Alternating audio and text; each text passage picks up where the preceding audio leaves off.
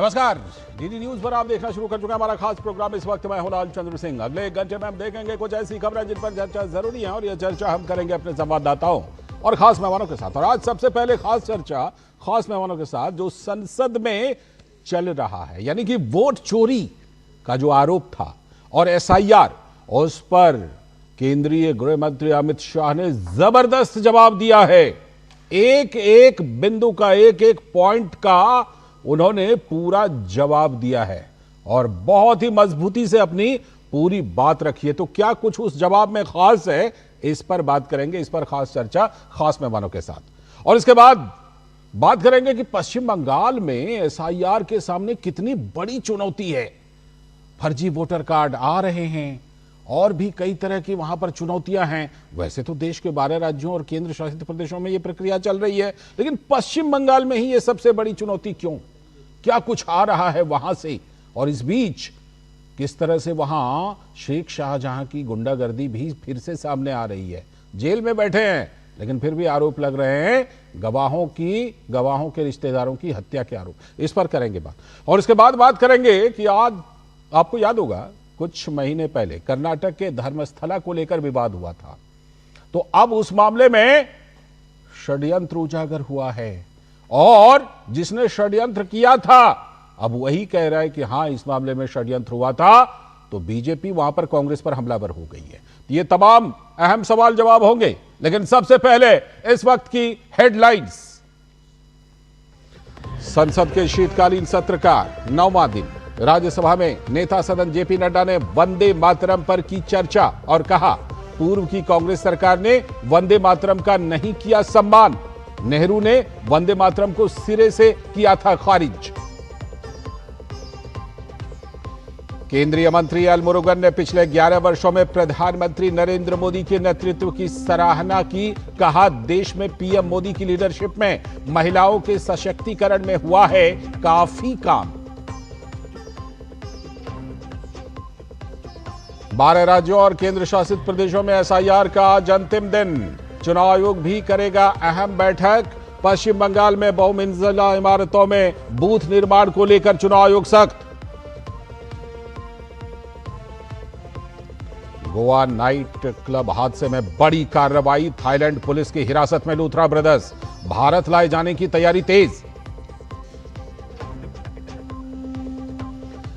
Indigo का परिचालन अब धीरे धीरे हो रहा है सामान्य। नागरिक उड्डयन मंत्री का बयान जारी, रहेगी कंट्रोल रूम की निगरानी। इंडिगो के सीईओ को डीजीसीए के सामने आज पेश होने के निर्देश।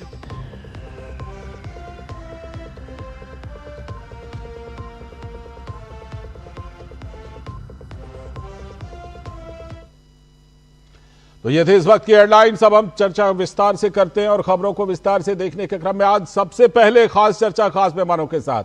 और सबसे बड़ा मुद्दा जो इन दिनों संसद में चल रहा है, जो चुनाव आयोग और चुनाव प्रक्रिया पे सुधार, ये नाम दिया गया है।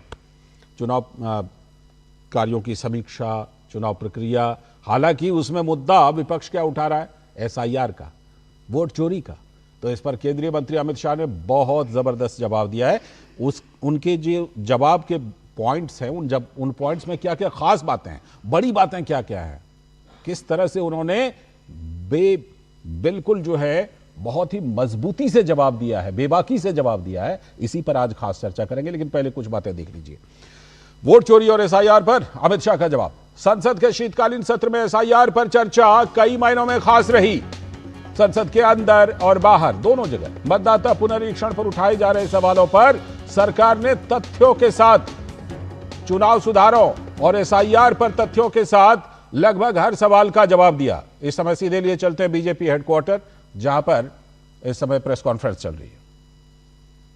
नगर पूरब को पश्चिमी मुजफ्फरनगर में जाने के लिए मंडी क्षेत्र में to denigrate, disregard and to create all kinds of drama within parliament.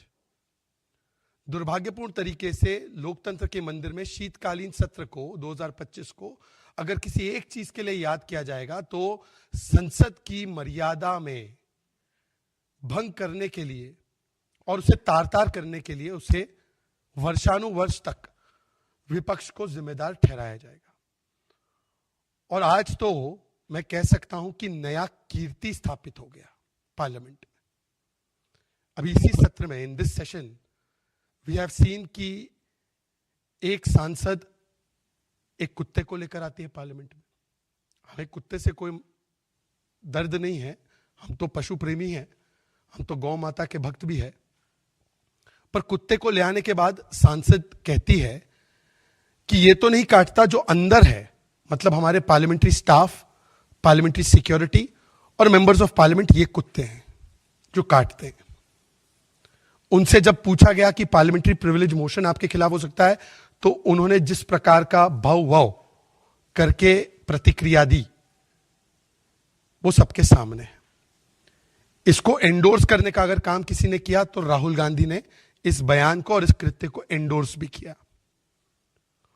और आज हमने देखा है कि एक बहुत ही दुर्भाग्यपूर्ण घटना घटी है, जिसके बारे में माननीय सांसद अनुराग ठाकुर जी ने सदन को और स्पीकर को अवगत कराया। जैसे कि आपको पता है कि पूरे देश में ई सिगरेट्स 2019 से पूरी तरह से प्रतिबंधित है। There is a complete ban on e cigarettes in the country, across the country. मतलब कि sale, purchase, import, export, storage, रखना, ये सब कुछ प्रतिबंधित है 2019 के कानून के तहत। और आपको यह भी पता है कि cigarette and tobacco products act के तहत पब्लिकली स्मोक करना भी अलाउड नहीं है। खास करके ऐसी चीजों का सेवन, ऐसी चीजों का यूज पार्लियामेंट्री प्रेमाइसेस में और पार्लियामेंट हाउस के अंदर तो पूर्ण तरीके से पार्लियामेंट के रूल्स के तहत भी वर्जित है। केवल लीगल रूल्स के तहत नहीं, मॉरलिटी के हिसाब से भी, नैतिकता के हिसाब से भी पार्लियामेंट, जिसको हम लोकतंत्र का मंदिर मानते हैं, वहां पर ई सिगरेट लाना ये तो कानून के खिलाफ है। आप कानून के रक्षक है तो कानून के भक्षक पार्लियामेंट में कैसे बन सकते हैं? उसको कंज्यूम करना तो पार्लियामेंट के रूल्स के खिलाफ है कि आप पार्लियामेंट की इस प्रकार से तौहीन नहीं कर सकते। पब्लिकली स्मोक करना ये तो कानून है देश का, नहीं कर सकते। पार्लियामेंट में तो कतई नहीं कर सकते, हाउस के अंदर तो कतई नहीं कर सकते। पर इन तीनों चीजों का उल्लंघन टीएमसी के एक सांसद करते हैं। और इसी के बारे में बड़े दुख के साथ, बड़े दर्द के साथ अनुराग ठाकुर जी ने स्पीकर को अवगत कराया, जिस पर संज्ञान लेते हुए स्पीकर ने भी कहा कि यह पूर्ण तरीके से गलत है, इसके ऊपर पूर्ण जांच होगी, इन्वेस्टिगेट होगा।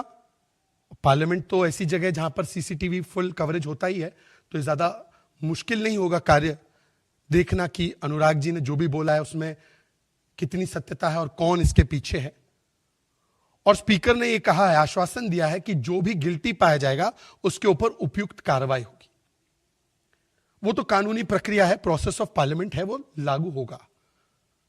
पर आज सवाल यह बनता है कि जो लोग अपने आप को तथाकथित रूप से संविधान के रक्षक, पार्लियामेंट्री डेमोक्रेसी के रक्षक, कानून के रक्षक बताने में बहुत गर्व महसूस करते हैं, कभी वो पार्लियामेंट की डिग्निटी और मर्यादा को ड्रामा करते हुए एक पशु को ले आते हैं और पार्लियामेंट्री स्टाफ की तुलना पशु से करते हैं। कभी वो पशु और सीधा प्रसारण आप भारतीय जनता पार्टी के हेडक्वार्टर से देख रहे थे। शहजाद पूनावाला, बीजेपी के प्रवक्ता, जो आचरण है विपक्षी सदस्यों का संसद में, संसद के इस सत्र में, उस पर वो उनको कटघरे में खड़ा कर रहे थे कि वो एक नए लो लेवल तक जा रहे हैं। उनका व्यवहार ऐसा हो रहा है जिस पर कि कई बड़े सवाल हैं। उसी से जुड़ा हुआ आज हम खास चर्चा भी कर रहे हैं, क्योंकि उसी संसद में जो मुद्दा है, उस पर एसआईआर का जो मुद्दा है, जो चुनाव आयोग के कामकाज पर जो चर्चा हो रही है, उस पर जवाब दिया केंद्रीय गृह मंत्री ने, और बहुत ही जबरदस्त जवाब दिया है। तो कुछ पॉइंट्स देख लेते हैं, उसके बाद खास चर्चा आज की इसी पर है। तो संसद के शीतकालीन सत्र में एसआईआर पर चर्चा कई मायने में खास रही है। संसद के अंदर और बाहर मतदाता पुनरीक्षण यानी एसआईआर पर उठाए जा रहे सवालों पर सरकार ने तथ्यों के साथ चुनाव सुधारों और एसआईआर पर तथ्यों के साथ लगभग हर सवाल का जबरदस्त जवाब दिया। यह अलग बात है कि अब राहुल गांधी ने कहा कि मुझे तो कोई जवाब नहीं मिला, लोकसभा में हंगामेदार चर्चा के बीच एसआईआर और वोट चोरी पर बहस के दौरान गृह मंत्री अमित शाह और प्रतिपक्ष के नेता राहुल गांधी के बीच कई बार तीखी नोकझोंक भी सामने आई। अमित शाह ने वोट चोरी के आरोपों और इस मुद्दे पर राहुल गांधी के दावों को सिरे से खारिज कर दिया। अमित शाह ने गांधी परिवार पर ही वोट चोरी का आरोप लगाया और कहा कि अभी अभी दिल्ली की एक अदालत ने एक डिस्प्यूट पहुंचा है कि सोनिया गांधी इस देश की नागरिक बनने से पहले ही मतदाता कैसे बन गई थी। मैंने इतना कहा है कि अदालत में केस चल रहा है, यह अमित शाह ने कहा। यह फैक्चुअल बात है। जवाब तो सोनिया गांधी को अदालत में देना है, वो यहां क्यों दे रहे हैं। कांग्रेस पार्टी लगातार गृह मंत्री के दावों पर सवाल उठाती रही, तो आखिरकार विपक्षी दलों ने लोकसभा से वॉकआउट कर दिया। विपक्ष और सत्ता पक्ष के बीच तीखी नोकझोंक के बीच केंद्रीय गृह मंत्री अमित शाह ने राहुल गांधी के वोट चोरी के आरोपों को खारिज करते हुए इसे फर्जी नैरेटिव बनाने की कोशिश करार दिया। उन्होंने सवाल उठाया कि क्या देश में घुसपैठियों को चुनाव में भाग लेने की अनुमति दे दी जानी चाहिए। कांग्रेस पर कटाक्ष करते हुए अमित शाह ने कहा कि विपक्ष तब नाराज हो जाता है जब इतिहास का जिक्र किया जाता है।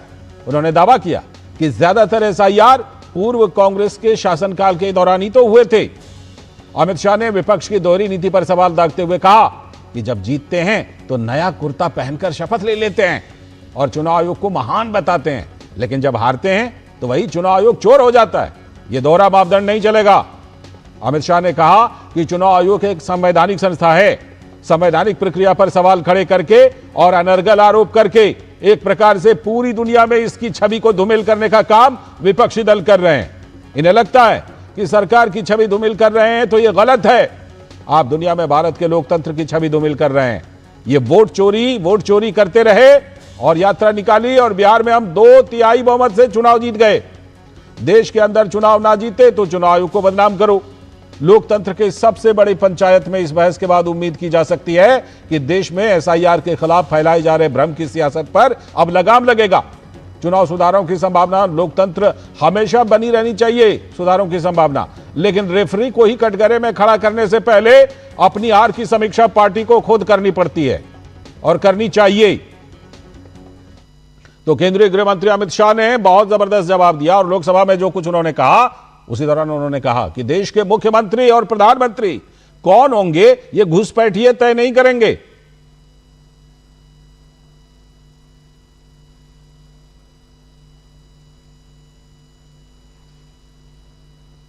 और देश की जनता को कहना चाहता हूं, क्या कोई भी देश का लोकतंत्र सुरक्षित रह सकता है जब देश का प्रधानमंत्री और राज्य का मुख्यमंत्री कौन हो वो घुसपैठिए तय करेंगे? मान्यवर, नहीं रह सकते। जिन लोगों का मृत्यु हो चुका है उनका वोट मतदाता सूची में होना चाहिए। मान्यवर, ये एसआईआर और कुछ नहीं है, मतदाता सूची का शुद्धिकरण है। मैं मानता हूं इससे कुछ दलों के राजनीतिक स्वार्थ आहत होते हैं। मुझे उन दलों के प्रति एक प्रकार से अनुकंपा भी है, क्योंकि देश के मतदाता तो वोट देते नहीं हैं। ये थोड़े विदेशी दे देते थे, वो भी चले जाएंगे। मगर मान्यवर, क्या हमने भारत के नाते निर्णय करना पड़ेगा कि इस देश की संसद को चुनने के लिए, राज्य की विधानसभा को चुनने के लिए विदेशी को वोट देने का अधिकार देना है या नहीं देना है? और मेरा मत है, मेरा विनम्र मत है मान्यवर, कि ये नहीं देना चाहिए। और साथ ही अमित शाह ने वोट चोरी के इतिहास पर भी बात रखी और गिनाया कि दरअसल वोट चोरी कब कब बड़ी बड़ी वोट चोरी हुई है। अब मैं 3 वोट चोरी की घटनाएं बताना चाहता हूं। सबसे पहली घटना हुई आजादी के बाद देश का प्रधानमंत्री तय करना था। तय कौन करना था? तो उस वक्त के जितने प्रांत थे इसके कांग्रेस के अध्यक्षों ने, उनके एक एक वोट से तय होना था। अब 28 वोट श्री सरदार पटेल को मिले और 2 वोट जवाहरलाल नेहरू जी को मिले।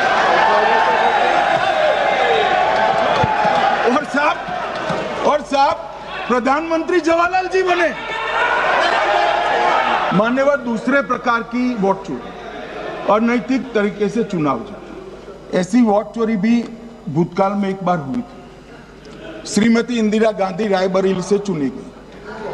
इलाहाबाद हाईकोर्ट में श्री राजनारायण पहुंचे कि चुनाव नियमों के अनुसार नहीं हुआ। इलाहाबाद हाईकोर्ट ने ये तय कर दिया कि श्रीमती गांधी ने उचित तरीके से चुनाव नहीं जीता है, हम इसको रद्द कर दें। मान्यवर, ये भी वोट चोरी थी, बहुत बड़ी वोट चोरी थी।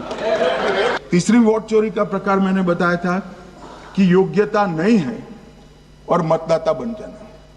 अभी अभी एक वाद पहुंचा है, वाद मतलब डिस्प्यूट पहुंचा है दिल्ली की सिविल अदालत में। उसमें डिस्प्यूट ये है कि सोनिया गांधी जी इस देश की नागरिक बनने से पहले मतदाता बने।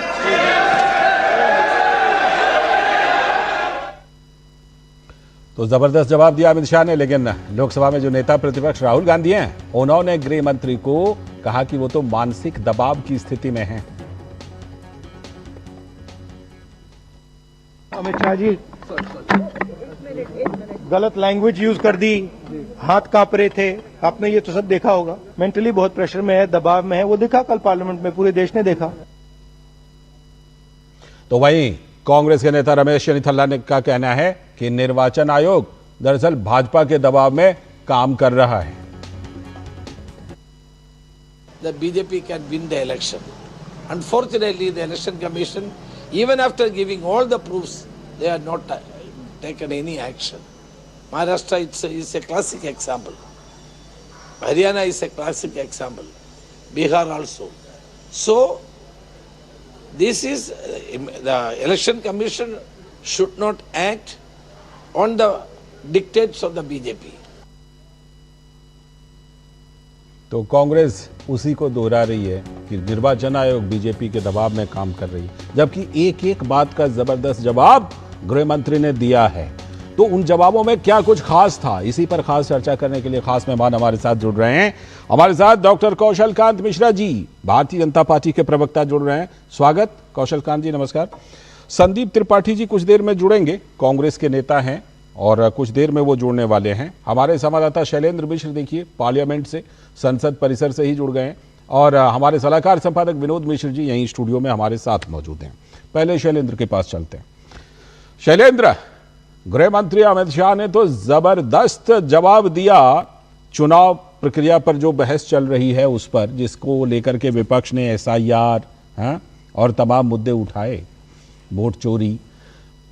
3 सवाल, मैं बिल्कुल उस जवाब को देख रहा था, जो 3 सवाल उठाए थे नेता प्रतिपक्ष ने, उन तीनों सवालों पर बिंदुवार जवाब दिया कि आपके इस सवाल का जवाब ये, इस सवाल का जवाब ये, इसका ये। उसके बाद भी राहुल गांधी जी ने आप बाहर निकल करके कहा कि नहीं, उन्हें तो जवाब ही नहीं मिला। तो ये आखिर क्या कांग्रेस डिनायल मोड में है, और क्या आज भी इस मुद्दे पर बड़े नेता जो हैं वो संबोधित कर रहे हैं क्या? देखिए लालचंद्र, न केवल इन 3 सवालों का जवाब दिया, साथ ही साथ ये भी बताया कि कांग्रेस ईवीएम की वजह से नहीं, अपने नेतृत्व की वजह से हार रही है। और बाकी एक बिंदुवार जो SIR को लेकर जो सवाल उठाए जा रहे हैं उस पर कहा कि ये कोई पहली बार SIR नहीं हो रहा है। कांग्रेस के समय जब SIR हो रहा था तो फिर सवाल क्यों नहीं उठाए गए। और जो सबसे महत्वपूर्ण बात कही थी कि इस देश में PM और CM घुसपैठिए नहीं तय करेंगे, तो बहुत स्पष्टता से गृह मंत्री अमित शाह ने चुनाव सुधारों पर चर्चा का न केवल जवाब दिया बल्कि तथ्यों के साथ बिंदुवार उस बात को सामने रखा। सबसे बड़ी बात यह है कि हमने देखा कि सत्ता और विपक्ष के तमाम सदस्यों ने 2 दिनों में चर्चा में हिस्सा लिया और लोगों ने सुना। लेकिन जब गृह मंत्री अमित शाह अपने संबोधन, अपने चर्चा में जब वो रिप्लाई कर रहे थे, जब उन्होंने ये जिक्र किया कि घुसपैठियों को क्यों होना चाहिए, और कांग्रेस ने और विपक्ष ने उस समय वॉकआउट कर दिया, तब इसको लेकर चुटकी भी ली गई कि जब गांधी परिवार को लेकर वो कुछ कह रहे थे, सवाल उठा रहे थे, नेहरू जी पर एक तरह से जो टिप्पणी करते, तब नहीं वॉकआउट हुआ। लेकिन जैसे ही घुसपैठियों का जिक्र आया, कांग्रेस पार्टी ने वॉकआउट कर दिया, यानी घुसपैठिए इतने प्यारे हैं। तो ये इस तरह के भी एक कटाक्ष किया था उन्होंने, कहे कि आरोप प्रत्यारोप का दौर भी देखने को मिला। जहां तक आज का सवाल है, आज जेपी नड्डा नेता सदन राज्यसभा, उन्होंने वंदे मातरम 150 वर्ष पूरा होने के मौके पर अपनी बात रखी राज्यसभा में, और उसके बाद चुनाव सुधारों पर चर्चा शुरू हुई है। कांग्रेस से अजय माकन बोले हैं, दिग्विजय सिंह बोलेंगे, रणदीप सुरजेवाला बोलेंगे, बीजेपी से सुधांशु त्रिवेदी जो बीजेपी के प्रखर वक्ता हैं, उन्होंने अब से थोड़ी देर पहले अपनी बात संसद में रखी है। तो निश्चित तो कल जेपी नड्डा हस्तक्षेप भी करेंगे इस चर्चा में। ठीक है, आप बने रहिएगा हमारे साथ। विनोद जी के साथ जुड़ते हैं। विनोद जी, जिस तरह से कि कहते हैं ना कि गृह मंत्री अमित शाह जब संबोधित करते हैं तो बड़ा आर्टिकुलेटेड होते हैं, है ना, उनके संबोधन में बड़ा बिंदुवार होता है। उसके बाद भी नेता प्रतिपक्ष संतुष्ट नहीं हुए। मैं उस जवाब को सुन रहा था कि किस तरह से उन्होंने जवाब दिया गृह मंत्री ने, उसके बाद भी नेता प्रतिपक्ष कह रहे हैं कि नहीं, हमको तो जवाब ही नहीं मिला। लाल जी, ये 2 दिन का जो अभी चल रहा ये चर्चा थी संसद की, मुझे तो लगा अंग्रेजी का एक टर्म है रिलीव्ड, हाँ। तो मुझे लगा कि कम से कम ये एटम बम, परमाणु बम, हाइड्रोजन बम जो पिछले कई महीनों से चल रहे थे, उससे कम से कम देश को एक तरह से रिलीफ तो मिला है कि वो इतने बम के बाद अगर कल जो देखिए, सबसे पहले जानना जरूरी है तकनीकी रूप से कि संसद में एसआईआर पे चर्चा नहीं हो सकती थी, बिल्कुल, और राहुल गांधी खुलेआम प्रेस कॉन्फ्रेंस कर रहे थे। एसआईआर सीधे सीधे इलेक्शन कमीशन के अंदर में आता है, उनका जुरिडिक्शन है, बिल्कुल, एक संवैधानिक सत्ता है इलेक्शन कमीशन, और स्वायत्त एकदम, और पूरी स्वायत्त है। आप उसकी चर्चा संसद में इस तरह से एसआईआर पे आप नहीं कर सकते थे। तो दूसरा, वो सुप्रीम कोर्ट में उस पे कई पिछले 4-6 महीने से केस चल रहा है, याचिकाएं पे याचिकाएं डाली जा रही है। हाँ। तो सुप्रीम कोर्ट ने आज मना भी किया कि भाई कुछ लोग अपनी याचिका मत लाना इसमें पब्लिसिटी भी इसमें अपनी अपनी ढूंढ रहे हैं एसआईआर के बहाने। तो ये सीधा साधा मामला इसलिए संसद की चर्चा में पटल पे आया, जो लोग इस बात को जान लें। अमित शाह ने इस बात को भी क्लियर किया था कि पहले क्यों नहीं चर्चा हो गई। तो उन्होंने कहा कि भाई आप जब चुनाव सुधार की बात हम लोगों ने की है, तब चुनाव सुधार पे संसद में चर्चा हो सकती थी, पर्टिकुलरली एसआईआर पे चर्चा नहीं हो सकती थी। लेकिन बीच बीच में जो राहुल गांधी सवाल पूछ रहे थे, नेता प्रतिपक्ष है, तो नेता प्रतिपक्ष ने अपनी बात तो पूरी कर ली थी, लेकिन जब अमित शाह का जब जवाब था तो लगातार बीच बीच में टोक रहे थे। तो ये एक तरह से उनको एक सिलसिलेवार जवाब दिया।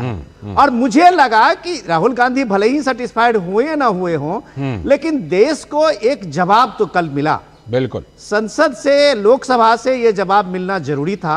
और ब्यौरे बार मैं कह रहा हूं, तथ्यों के साथ जो गृह मंत्री ने पूरे सारे सवालों का जो जवाब दिया, इलेक्शन कमीशन का, लॉ का, कोर्ट का, सारे रेफरेंस के साथ जो जवाब दिया, मुझे लगता है कि अब एसआईआर पे इनका ये भ्रम शायद देश के सामने में नहीं टिकेगा। बिहार के चुनाव ने एक तरह से साबित किया था आपका वोट चोरी, यहाँ कोई पब्लिक में लोगों में मुद्दा नहीं है। लेकिन इसके बाद भी ये अभी विंटर सेशन में इस बात को बार बार ला रहे थे बंगाल के चुनाव के कारण। तो अब आज ये जवाब कम से कम लोकसभा से आने के बाद मुझे लगता है कि अब ये कंफ्यूजन शायद दूर हो जाए। बिल्कुल हो जाना चाहिए, क्योंकि देखिए बहुत ही आर्टिकुलेटेड, बहुत ही बिंदुवार गृह मंत्री ने जवाब दिया। लेकिन संदीप त्रिपाठी जी, इतने बिंदुवार जवाब देने के बाद भी नेता प्रतिपक्ष राहुल गांधी जी कह रहे हैं कि नहीं, हमको तो जवाब मिला ही नहीं, और उसके बाद कांग्रेस के लोग वहां से वॉकआउट भी कर जाते हैं गृह मंत्री के जवाब के दौरान ही। क्या है ये बताइए? लगातार जो है आप चर्चा की मांग करते हैं, उसके बाद एक फॉर्मूला बनता है कि हाँ भाई चर्चा होगी, चर्चा होती है, आप उसमें बढ़िया से सवाल पूछते हैं, बहुत अच्छी बात है।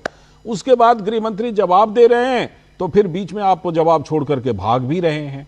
तो गृह मंत्री ने कटाक्ष किया कि ये देखिए, इतने बड़े बड़े नाम हमने लिए, नेहरू जी का नाम लिया, सोनिया जी का नाम लिया, उस समय नहीं भागे, लेकिन जब घुसपैठियों पर प्रहार किया तो निकल लिए ये। हमने तो घुसपैठियों को बाहर करने की बात कही थी, ये क्यों बाहर हुए जा रहे हैं? ये कटाक्ष किया गृह मंत्री ने। संदीप जी, दुर्भाग्य सर यही है, इस देश का गृह मंत्री देशवासियों को तो बाहर कर सकता है, लेकिन इनकी गूदे में इतनी दम नहीं है कि घुसपैठियों को निकाल। एनआरसी हुआ असम में रखा, एक नाम बता दे जिसको निकाला हो सर। ये लोग फ्रॉड हैं सर, 420 झूठे और मक्कार इस देश को बर्बाद करने वाले लोग। ये बात मैं क्यों कह रहा हूँ? अभी आपने कहा कि बहुत ही बिंदुवार जवाब दिया, सारे बिंदु सर थे, लेकिन सवालों का जवाब नहीं था। जी, कैसे विपक्ष को गरियाना है, कैसे ब्लेमिंग करनी है, कैसे आरोप लगा के, सर आरोप पर जवाब आरोप होता है जी, इनमें सर, इन गंवारों में है हिम्मत, ये जवाब दे देंगे सर? जरा ये बताइए सर, मैं पूछ रहा हूँ, चलिए अभी वक्ता बताएंगे। कल आपने गृह मंत्री ने जो जबरदस्त जवाब दिया उसको सुना था संदीप जी? पूरा बिल्कुल सुना था सर, बिल्कुल। कहिए मैं बता दूं कैसे टकला खुजला रहे थे। तो राहुल गांधी जी की तरह आप भी संतुष्ट नहीं हुए हैं क्या? कैसे साले बोल रहे थे? आप रंग रूप पर ही पूरी बात कर लीजिए। मैं कह रहा हूं राहुल गांधी जी को जो उन्होंने जवाब दिया, आप संतुष्ट हुए कि नहीं? पॉइंट में जवाब क्या दिया सर, ये तो मैं कह रहा हूँ ना, जानना चाहता हूँ। हमारे सवाल और जवाब हमको वहां नहीं मिला। जो जवाब दिया हो हम नहीं सुन पाए हो, आपको लगा हो, विनोद जी को लगा हो कि इसका जवाब ये था, हमने तो सुना, पूरा सुना को लगा हुआ। हाँ चलिए, को सवाल पूछ रहा हूँ ना सर। उन्होंने एक कहा था कि जो है मशीन रीडेबल हमको वोटर लिस्ट 1 महीने पहले दे दी जाए। इस पर क्या जवाब था, दर्शक जानना चाहते हैं, हमको नहीं पता चला। चलिए आपके माध्यम से पता चल जाएगा। पहली चीज उन्होंने दूसरा कहा कि चुनाव आयुक्तों को जो 2023 में आपने छूट दी कि आप चाहे ओ ढगा चाहे झूठ, सबको छूट, उसकी छूट आपने क्यों दी है और उसकी क्या आवश्यकता थी, उसका आप कारण बताइए। उस पर कोई बात नहीं हुई। उन्होंने कहा कि पहले ऐसे होता था, पहले उसे होता था। उन्होंने उसका एक्ट का हवाला दिया है संदीप जी, उन्होंने पीपुल्स ऑफ रिप्रेजेंटेटिव एक्ट का हवाला दिया है कि उसमें ये ओरिजिनली प्रावधान है। अरे सर, अगर था तो फिर 23 में संशोधन की जरूरत क्यों पड़ी? मतलब क्या वो, फिर मैं बताऊं कि झूठ के पुलंदा है ये लोग, खराब लोग हैं। बिल्कुल उड़ा रहे हैं। उसके बाद हमने, जी सर, उसके बाद हमने कहा, हमारा एक सवाल था कि आप जो है क्या उसमें प्रणाली में चुनाव आयुक्त को जो चुना जाता है 5 लोगों की कमेटी बनाएंगे या जो है 3 लोगों की कमेटी में क्या आप जो है सुप्रीम कोर्ट के माननीय जज को रखेंगे? उस पर कोई जवाब नहीं आया। हमने वीडियो जो रिकॉर्डिंग होती है उसके संबंध में ये कहा था कि हम लोगों को अवेलेबल कराई जाए, जो हुआ आगे आप ऐसा प्रावधान करिए। उस पर कोई बात हुई क्या सर? उन्होंने 29 चुनाव आयुक्तों, 21 मुख्य चुनाव आयुक्तों और 8 चुनाव आयुक्तों, कुल 29 चुनाव आयुक्तों की प्रक्रिया के बारे में बताया कि कैसे हुई थी वो नियुक्तियां। सर मैं ये, लाल जी, मैं ये कह रहा हूं कि मैं कोई एलिगेशन लगाऊं, आपकी कमी दिखाऊं, तो उसका ये मतलब नहीं होता कि आप मेरी कमी बताना शुरू कर दीजिए। अच्छा ठीक है, इसका मतलब कमी ठीक है। आप ये कह रहे हैं कि हमने जो किया सो किया है ना, हमने जो किया सो किया, अब आप हमारे मुताबिक कीजिए, सर ये कह रहे हैं? नहीं सर, नहीं सर, अगर हमने कोई गलती की तो उस समय सवाल उठाना चाहिए था। आज तब भांग खा के क्या सो रहे थे क्या? आज जब हम ठीक है, मैं लौटता हूं आपके पास, लौटता हूं आपके पास, लौटता हूं संदीप जी, लौटता हूं। कोई कमी नहीं थी। ठीक, कौशल जी के पास जाऊं उससे पहले एक बार विनोद जी के पास। विनोद जी, संदीप जी ने कुछ सवाल पूछे हैं, हमने अपने वो गृह मंत्री के जवाब देखे। मैं आ रहा हूं। संदीप जी ने सवाल पूछे हैं, हमने अपने गृह मंत्री के वो डिटेल जवाब देखे हैं, ठीक है, तीनों पॉइंट पर जो उन्होंने जवाब दिया, उसके बावजूद वो कह रहे हैं कि नहीं, जवाब नहीं दिया गया। बताइए। कायदे से डॉक्टर साहब इनका जवाब देंगे बढ़िया से। मैं सिर्फ एक में कानूनी पक्ष जोड़ देता हूं जी। जो इन्होंने सुप्रीम कोर्ट का इलेक्शन कमीशन के जो अपॉइंटमेंट है चीफ कमिश्नर से लेके तीनों कमिश्नर का, उस पर मैं बता देता हूँ। संदीप जी देखिए, आपके पार्टी से लेके आप लोग सीधे घूम के कंफ्यूजन फैला रहे हैं। ये एक सुप्रीम कोर्ट की तरफ से उस समय में एक सलाह थी, जिस समय में अपॉइंटमेंट को लेके देश में मौजूदा सरकार के पास सामने में कोई कानून नहीं था, सीधे पीएम के तरफ से अपॉइंटमेंट होता था, पीएमओ से होता था। तब चीफ इलेक्शन सीजीआई के तरफ से आया था कि तब तक के व्यवस्था में आप सीजीआई को रखिए, एक कोर्ट के सुप्रीम कोर्ट से रखिए, नेता प्रतिपक्ष को रखिए और प्रधानमंत्री को रखिए। कानून बन जाने के बाद स्वाभाविक रूप से वो प्रक्रिया खत्म हो गई थी।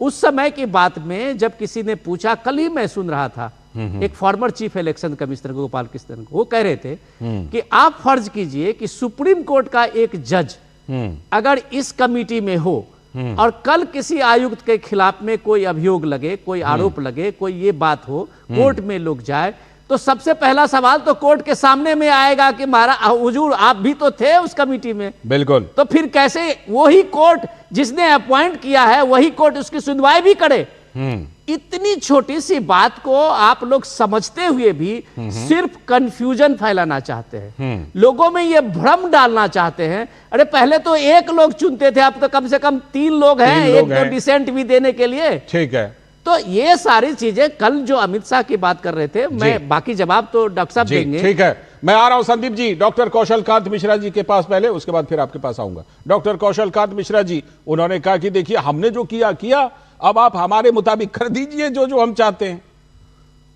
इसका जवाब सबसे अच्छा तो गृह मंत्री जी ने कल पार्लियामेंट में दिया था। हाँ। अब आपको ये समझना संदीप पड़ेगा, जी रुकिए ना, संदीप जी जवाब सुन लीजिए। अब आपको ये समझना पड़ेगा कि जो बात राहुल गांधी को समझ में नहीं आई पार्लियामेंट में, जो पूरे कांग्रेस के बड़े बड़े लोगों को समझ में नहीं आई, वो कांग्रेस को कभी समझ में आ नहीं सकती। उसके लिए सिर्फ यही कहना चाहूंगा कि भैंस के आगे बीन बजाए और भैंस कड़ी पगुराए, तो यही कांग्रेस पार्टी का हाल है। एक एक का पॉइंट वाइज रिप्लाई दिया है। अभी जो 73 साल तक जब कानून नहीं बना,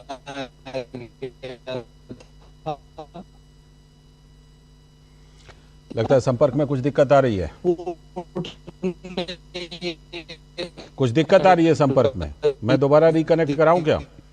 रहेगा, टेलीप्रॉम्प्टर बोल जाएगा तो ये गए। ठीक है, मैं दोबारा रिकनेक्ट करवाता हूं। डॉक्टर कौशल कांत मिश्रा जी को दोबारा रिकनेक्ट कीजिए, क्योंकि कुछ शैलेंद्र आप ही के पास आ रहा था। शैलेंद्र, कल आपने भी बड़े ही गौर से गृह मंत्री जी के जवाब को सुना होगा, आप संसद के अंदर का माहौल भी देख रहे थे। ये बताइए कि गृह मंत्री ने जिस तरह से वहां जवाब दिया, एक होता है कि सोए हुए को जगाना, एक होता है कि जो जगा हुआ है उसको क्या ही कोई दूसरा जगा लेगा। ठीक है, गृह मंत्री जब वहां जवाब दे रहे थे बिंदुवार, तो बाकी सदस्य भी तो वहां मौजूद थे, सत्ता पक्ष और विपक्ष की, उनकी क्या प्रतिक्रिया थी, वो किस तरह से इन जवाबों को ले रहे थे? देखिए, एनडीए के जो सहयोगी हैं बीजेपी और कुछ ऐसे दल भी जो इंडी गठबंधन का हिस्सा नहीं है या फिर हिस्सा होते हुए भी हिस्सा नहीं है, अब वो ये मान रहे थे कि बहुत ही तथ्यपरक और शानदार जवाब गृह मंत्री की तरफ से दिया गया है और अब सारे भ्रम एक तरह से दूर हो जाने चाहिए। चूंकि एसआईआर को लेकर कहा जा रहा था पहली बार हो रहा है, लेकिन एसआईआर इससे पहले हुआ है कई बार, ये बात तथ्यों के साथ सामने रखी गई। चुनाव आयुक्त की, मुख्य चुनाव आयुक्त की नियुक्ति को लेकर जो राहुल गांधी ने बात कही थी, बहुत स्पष्ट तौर पर गृह मंत्री ने कहा कि 73 वर्ष तक तो कोई कानून ही नहीं था। 2023 में ये कानून लाया गया, शायद संभवतः 2023 कहा था, तब हमने देखा कि एक व्यवस्था बनी जिसमें मुख्य चुनाव आयुक्त की नियुक्ति उस प्रक्रिया से होती है। इसके साथ ही साथ कांग्रेस या फिर उसके जो सहयोगी दल हैं ईवीएम पर सवाल उठाते थे, उसको सिलसिलेवार तरीके से जवाब दिया गया। तो निश्चित तौर पर माहौल एक यही था कि बहुत ही तथ्यपरक और शोध के साथ गृह मंत्री अमित शाह ने अपना संबोधन किया। लेकिन एक बात और वहां पर सामने उभर कर आई थी कि आखिर क्यों खासतौर पर कांग्रेस पार्टी के नेताओं में ये क्षमता नहीं है या फिर ये सहन शक्ति नहीं है कि वो पूरा जवाब सुन पाए। जब वो कोई मांग करते हैं चर्चा की, इससे पहले प्रधानमंत्री नरेंद्र मोदी जब संबोधन करते हैं तब देखने को मिला कि हल्ला करते हैं, वॉकआउट कर जाते हैं। ठीक है, कौशल कांत मिश्रा जी जुड़ गए, बात पूरी कीजिए, उसके बाद फिर आगे बढ़ेंगे। कौशल कांत मिश्रा जी।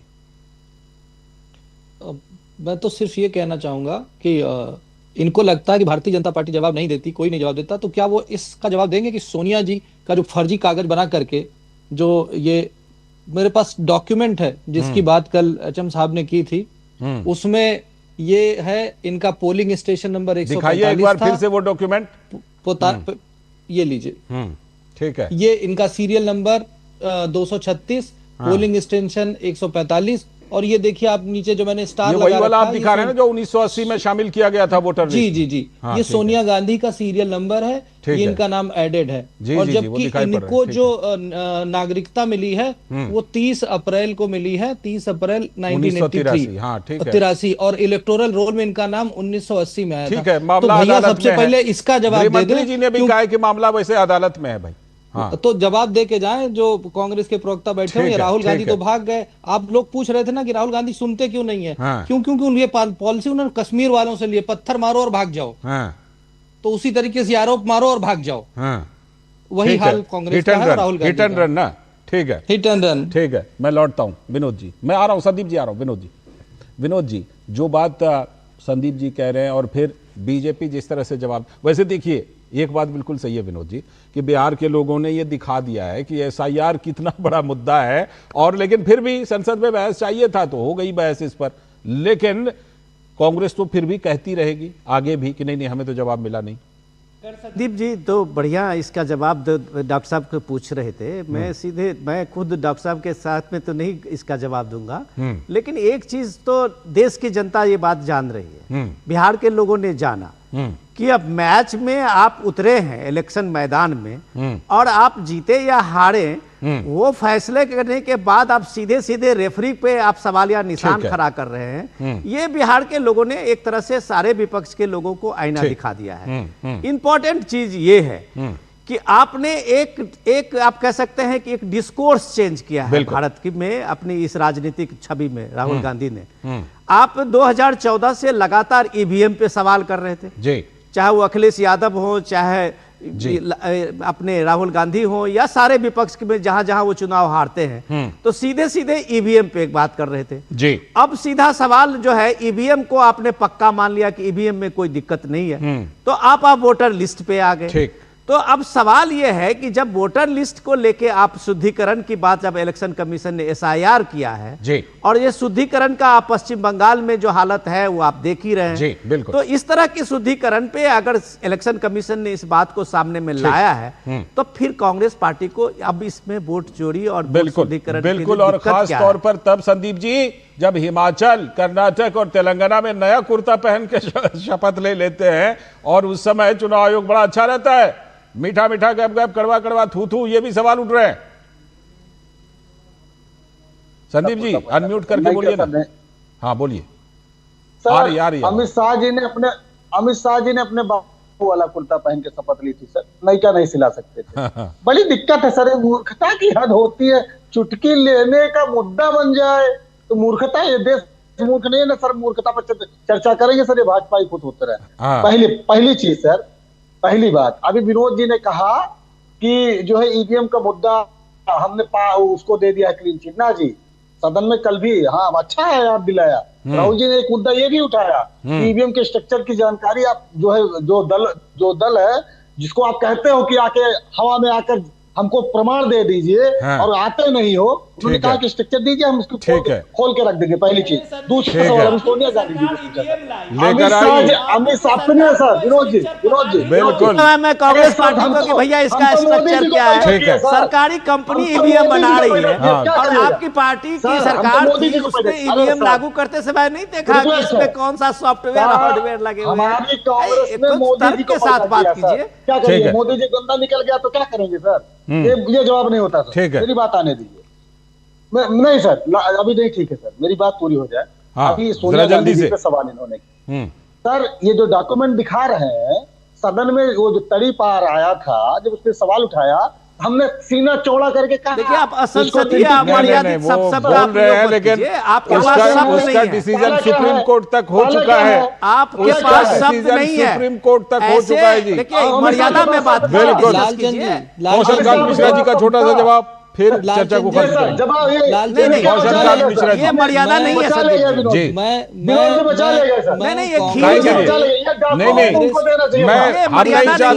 हम नहीं चाहते कि आप तड़ी पार करें और बदले में ये फिर कोई अपशब्द कह दें। आप देश के गृह मंत्री के खिलाफ ऐसे कह देंगे, ये अगर कह देंगे कि वो घुसपैठिया था जिन्होंने 15 साल तक नागरिकता नहीं ली, तो आपको कैसा लगेगा बताइए। अरे सुन तो लीजिए, बोलिए डॉक्टर साहब कौशल मिश्रा जी जल्दी से। कांग्रेस के प्रवक्ता कौशल मिश्रा जी को सुन लीजिए जल्दी से। राहुल गांधी के प्रवक्ता और कांग्रेस के प्रवक्ता के लेवल के नीचे गिर करके जवाब देना मैं नहीं चाहता हूं। धन्यवाद। अब समय की कमी है मेरे पास, समय की कमी है मेरे पास। बहुत बहुत धन्यवाद आप सभी का, डॉक्टर कौशल कांत मिश्रा जी, संदीप त्रिपाठी जी, शैलेंद्र मिश्र और विनोद सर, आपका भी बहुत बहुत जुड़ने के लिए धन्यवाद। अभी वक्त है एक ब्रेक का, ब्रेक के बाद जब लौटेंगे करेंगे तो फिर इसी से जुड़ा हुआ एक मुद्दा है पश्चिम बंगाल से, क्योंकि 12 राज्यों और केंद्र शासित प्रदेशों में यह प्रक्रिया चल रही है एसआईआर की, लेकिन पश्चिम बंगाल में हर रोज बड़ी चुनौती आ जाती है। बताएंगे क्या नई चुनौती आई, ब्रेक के बाद।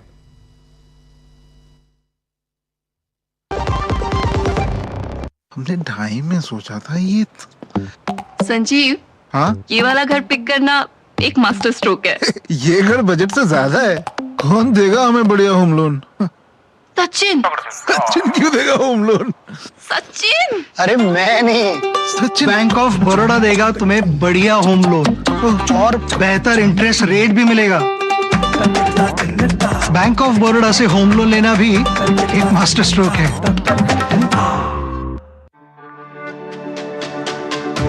मेरी पसंद, मेरी पसंद, मेरी पसंद, मेरी पसंद, हमारी पसंद, हम सबकी पसंद। मजबूत देश का मजबूत सरिया हो गया स्टील। स्वागत है ब्रेक के बाद। आप देख रहे हैं डीडी न्यूज पर। इस वक्त अब बात पश्चिम बंगाल के एसआईआर की, जो हर दिन बड़ी चुनौती बन जाती है। देश के वैसे 12 राज्यों और केंद्र शासित प्रदेशों में एसआईआर की प्रक्रिया चल रही है, लेकिन पश्चिम बंगाल में ही एसआईआर के लिए सबसे अधिक चुनौती दिखाई पड़ रही है। नौदिया में एक बार फिर से भारी तादाद में वोटर आई कार्ड मिलने से सनसनी फैल गई है। आपको याद होगा, हमने आपको स्टोरी दिखाई भी थी। पिछले हफ्ते भी नौदिया में ही नाले में पड़े थे सैकड़ों वोटर आई कार्ड। तो इस बीच एसआईआर मामले पर पश्चिम बंगाल में बीजेपी और टीएमसी में जबरदस्त जुबानी जंग चल रही है। लेकिन एक बड़ा मुद्दा जो सामने आ रहा है कि 2002 में जो अंतिम एसआईआर पश्चिम बंगाल में हुआ था, वहां से तो करीब आधे यानी 50% लोगों का पैतृक लिंक मिल ही नहीं रहा है, पैटर्नल लिंक। यानी बीएलओ के सामने बहुत बड़ी चुनौती है, वो लिंक कैसे स्थापित करे। और इस बीच फर्जी बर्थ सर्टिफिकेट और वोटर आई कार्ड से राशन कार्ड बहुत सारे लोगों ने बनवा लिया है, लाभ ले रहे हैं। और नकली प्रमाण पत्र बनवा कर कई लोग 2002 की लिस्ट से अपना लिंक और पहचान बनाने की कोशिश कर रहे हैं, और किसी न किसी दूसरे का नाम बता करके कि हमारे पिताजी तो वो थे, जबकि उनके पिताजी कोई और है। लेकिन इस तरह से फर्जी सर्टिफिकेट बनवा के लिंक स्थापित कर रहे हैं, पैटर्नल लिंक। इस बीच इन सभी चीजों को देखने के लिए पश्चिम बंगाल में चुनाव आयोग ने 5 सेंट्रल ऑब्जर्वर्स की तैनाती कर दी है। लेकिन पश्चिम बंगाल में एक और खेल चल रहा है। आपको याद होगा संदेश खली का मामला, किस तरह से शेख शाहजहां जो आरोपी है और जो इस समय जेल में बंद है, उस पर गवाह के बेटे को ट्रक से कुचलवाने का आरोप। इस मामले में जो अहम गवाह है संदेश खाली मामले में, उसके बेटे की अदालत जाते समय सड़क दुर्घटना में मौत हो गई है। और जेल में बंद और निलंबित टीएमसी नेता शेख शाहजहां के खिलाफ वो जिनकी हो गई, उनके पिताजी अहम गवाह हैं। अब देखिए कि पश्चिम बंगाल की मुख्यमंत्री ममता बनर्जी ही वहां की गृह मंत्री भी हैं, और इस तरह से यह हत्या हो जाती है, अगर यह आरोप सही है तो राज्य में कानून व्यवस्था की स्थिति पर बड़े सवाल उठ रहे हैं। इन सब के बीच ये जो एसआईआर मामला चल रहा है, तो सुप्रीम कोर्ट में भी यह मामला चल रहा है संसद के साथ साथ। तो एसआईआर की प्रक्रिया की चुनौती पर सीजेआई ने, प्रधान न्यायाधीश ने बड़ी बात कह दी है। उन्होंने कहा इस मामले में अब नई याचिकाएं दायर किए जाने का कोई औचित्य नहीं है। यह जस्टिस सूर्यकांत प्रधान न्यायाधीश की बात है, उनकी टिप्पणी है। और कहा, उन्होंने यह भी कहा कि कई लोग तो अब सिर्फ पब्लिसिटी के लिए कोर्ट आ रहे हैं इस मामले में। और उन्होंने इतना ही नहीं, आगे निर्देश दिया, उन्होंने कोर्ट की रजिस्ट्री को निर्देश दिया, कहा कि हम निर्देश दे रहे हैं कि इस मामले में अब कोई और नई याचिका स्वीकार ना की जाए, बहुत हो गया और लोग पब्लिसिटी के लिए आ रहे हैं।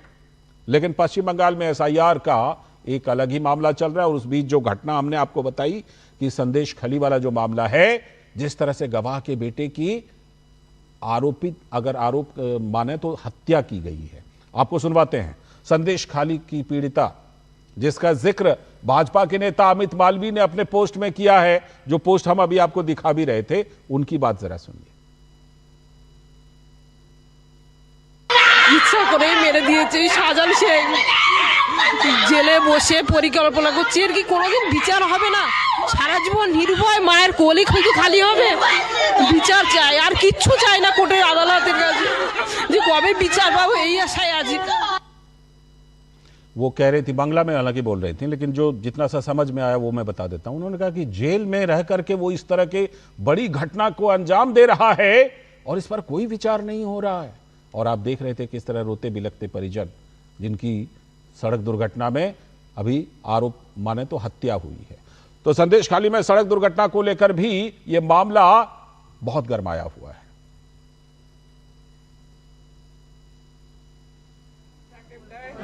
खतरनाक कशिश है ये, बहु अलार्मिंग है, इसके ऊपर कार्रवाई होना चाहिए। कोर्टे जावार उद्देश्य बाड़ी থেকে বেরিয়েছে। मैं 100% निश्चित हूं कि गाड़ी में आलम था। मैंने देखा कि वह काली जैकेट पहनकर चला रहा था। हमने बोयार मारी पार की, वह लॉरी सामने चल रही थी, हमारी गाड़ी आगे बढ़ रही थी। उसने सीधे आकर मेरी गाड़ी में टक्कर मार दी, फिर मेरी गाड़ी पानी में चली गई, मैं बेहोश हो गया। मेरा अनुमान है कि यह सब योजना बनाकर किया गया है। কি ব্যাপার কি বৃত্তান্ত নিচ্ছে প্রশাসন তার তদন্ত করছে। तो साफ तौर पर हत्या का आरोप लगा रहे हैं, लेकिन जो एसआईआर का मामला चल रहा है इसमें तीसरी पार्टी कांग्रेस वो कहीं अपने आप को पा नहीं रही है। कांग्रेस के नेता शुभंकर सरकार का कहना है कि ये एसआईआर तो दरअसल हिंदू मुस्लिम की राजनीति है। जितना चुनाव आएगा बंगाल का धरती में ऐसा आवाज बहुत आएगा। कांग्रेस इसके लिए चिंतित नहीं है। कांग्रेस यही बात ही हमेशा बोलते रहते हैं कि बंगाल का अंदर में बहुत्ववाद का जो सोच है और बंगाल का डेवलपमेंट कैसे हो सकता है, हिंदू मुसलमान का घर का जो लड़का लड़की, उनका जो एम्प्लॉयमेंट, उनका नौकरी, उनका काम, उनका भोजन, ये सबसे हमारा प्रायोरिटी है।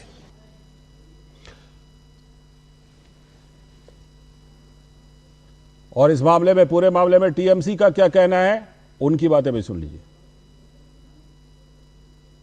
What we have said, that has been proved time and again. You are going on changing the dates. That proves that in such a short span of time, in such a hurried manner, such a big exercise cannot be done. और श्रमिक भट्टाचार्य, उन्होंने क्या कुछ कहा है, उनकी बातें भी इस पूरे मामले पर सुनिए।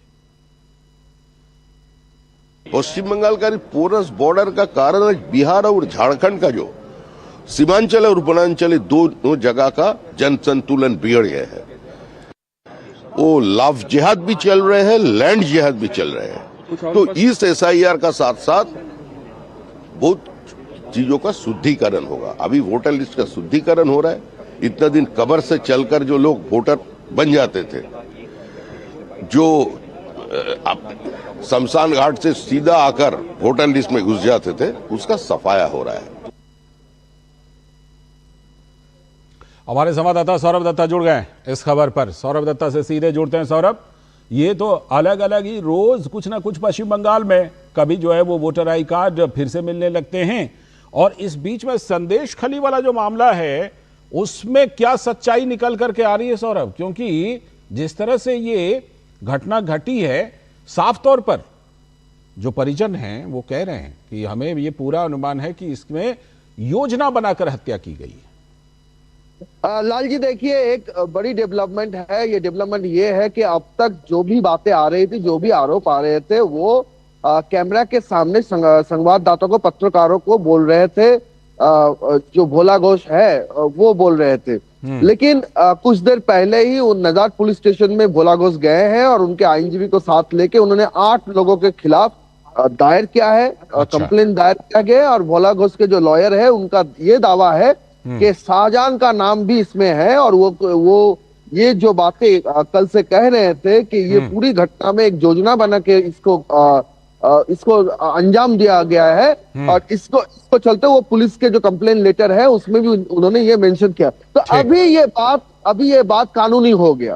अब तक जो बातें थी, एसआईआर पर आ जाइए जल्दी से, हो गया। और ये आप समझ लीजिए, ये संदेशखाली थी, और संदेशखाली और शाहजहां का जो रिलेशन है उसके लिए ये काफी इंपॉर्टेंट है। और दूसरी तरफ एसआईआर को लेके चलते जो आ रहा है, जो फिगर्स सामने आ रहे हैं, जैसे कि प्रोजेनी वोटर्स जो सेल्फ मैपिंग है, यानी 2002 साल में जिनका वोटर लिस्ट में नाम नहीं है, उससे भी ज्यादा वोटर है प्रोजेनी, जो 50%। ये चौंकाने बात है क्योंकि बंगाल में आप जानते हैं कि कभी देखा गया है कि बेटे का उम्र है 75 साल और माँ का उम्र है 65 साल। बिल्कुल। पति और पत्नी दोनों का जाहिर सी बात है कि जब फर्जी तौर पर इस तरह के बनवाए जाएंगे तो इस तरह की विसंगतियां आएंगी। मैं फिर जुड़ूंगा कभी आपके पास, आपके साथ कभी जुड़ूंगा और विस्तार से इस पर बात करूंगा। आज समय थोड़ा कम है सौरभ, इसलिए बहुत बहुत शुक्रिया। एक बड़ी डेवलपमेंट थी देनी थी, एक बड़ी डेवलपमेंट दे दीजिए जल्दी से, जल्दी से। जो रोल स्पेशल ऑब्जर्वर जो नियुक्त किया था निर्वाचन कमीशन ने, सी मुरुगन, उनको खदेड़ गया है अभिषेक बनर्जी की कॉन्स्टिट्यूएंसी में फलता में। बताइए, ये भी एक बड़ी बात है, सेंट्रल ऑब्जर्वर को खदेड़ दिया है। आगे अपडेट लेते रहेंगे आपसे। शुक्रिया अपडेट देने के लिए, बहुत बहुत शुक्रिया सौरभ जुड़ने के लिए।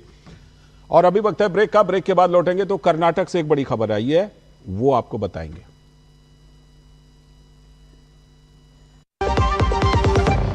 This is no ordinary sky. This is where legends are born. Space transition. In the vast expanse above, the Indian Air Force reigns. Unseen, unstoppable, unmatched. The Indian Air Force to be a cut above. जब धरती चीर कर निकलता है लोहे का पत्थर और मिलता है मोंगिया के जोश से, फिर तपता है, पिघलता है और बनता है फौलाद। अब होता है सरिया सारी खूबियों के साथ। मोंगिया स्टील, मजबूत देश का मजबूत सरिया। स्वागत है ब्रेक के बाद। अब खबर कर्नाटक से, जहां प्रसिद्ध धर्मस्थला मंदिर को बदनाम करने की साजिश बेनकाब हो गई है। दरअसल एक अफवाह ने कर्नाटक के प्रसिद्ध धर्मस्थला मंदिर को अनैतिक कार्यों का अड्डा बना दिया था, ऐसा दावा किया गया था। मंदिर के एक पूर्व सफाई कर्मी ने आरोप लगाया था कि 1998 से 2014 तक बड़े पैमाने पर महिलाओं और नाबालिगों के शव को जलाने और दफनाने के सबूत मंदिर के नजदीक जंगल से मिले हैं। इन शवों पर चोट के निशान भी हैं। तो कर्नाटक सरकार एक्शन में आ गई। पहले पुलिस ने जांच शुरू की, लेकिन कोर्ट के आदेश के बाद एसआईटी बनाकर हत्या और बलात्कार जैसे अपराधों की जांच शुरू की गई।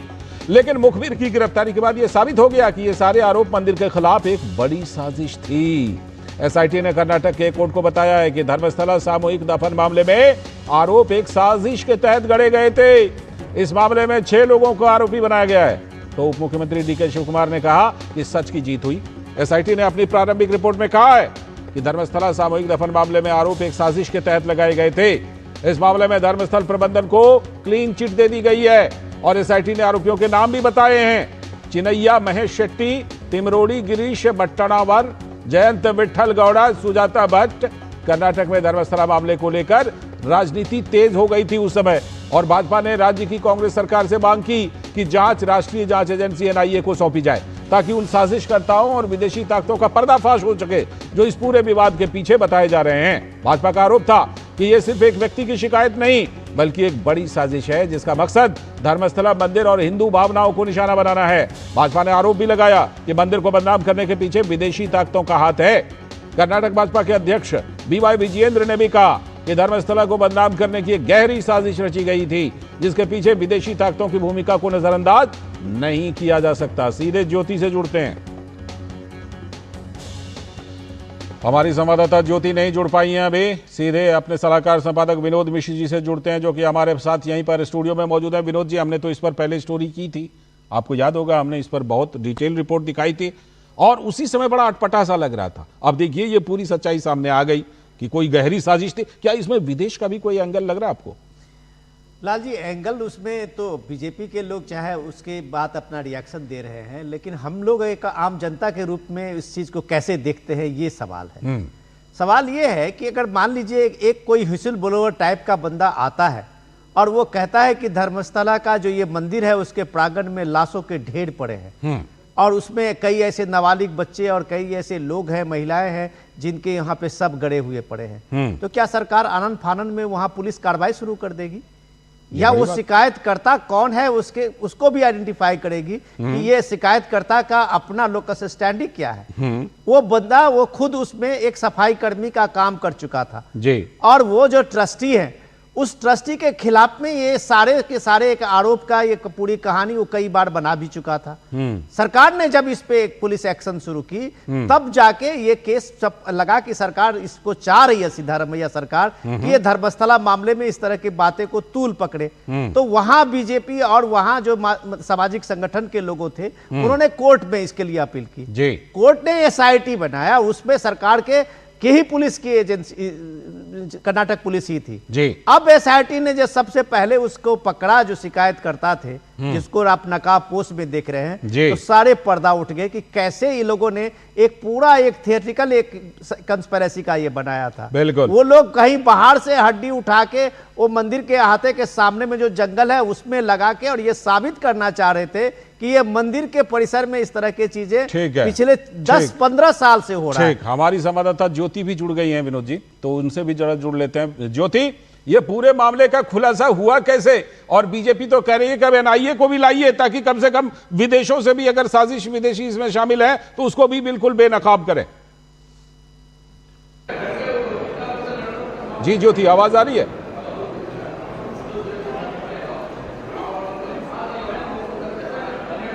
ज्योति आवाज आ रही है आपके?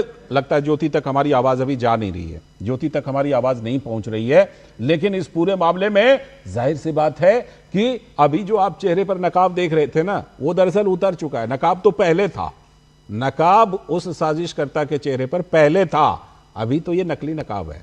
अब तो वो उजागर हो चुका है, बेपर्दा हो चुका है। इस मामले में आगे जो कुछ होगा हम इस पर आपको अपडेट करते रहेंगे, क्योंकि बीजेपी ने कहा कि इसमें और जांच की जरूरत है, एनआईए को लाया जाए जांच के लिए।